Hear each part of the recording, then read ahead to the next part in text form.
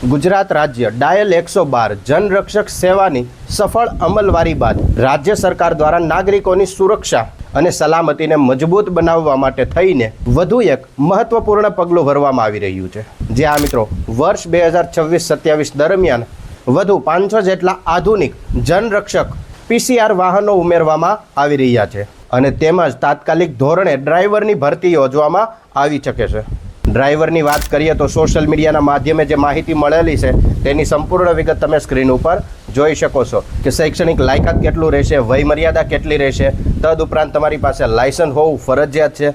તદુપરાંત આ ભરતીને લગતી તમામ માહિતી જેમ કે તેમાં ફિઝિકલ કેટલું આવે છે, તમારી શારીરિક ધોરણો જેમ કે હાઇટ છે, વેઇટ છે તે કેટલું આવે છે તેની સંપૂર્ણ વિગત તમે અત્યારે સ્ક્રીન ઉપર જોઈ શકો છો। અને ફોટાની અંદર જે QR દેખાય છે તેને સ્કેન કરીને ફોર્મ કઈ રીતે ભરવું અથવા તો કેમ ભરવું તેમની વિગત પણ તમે જોઈ શકો છો અથવા તો ફોર્મ ભરી શકો છો। અને આ માહિતી તમામ સોશિયલ મીડિયાના માધ્યમે મળેલી છે, ઓફિશિયલ રીતે કોઈ જગ્યાએ જાહેર નથી થઈ, માટે પહેલાં માહિતીની ખાતરી કરો ત્યારબાદ ફોર્મ ભરો।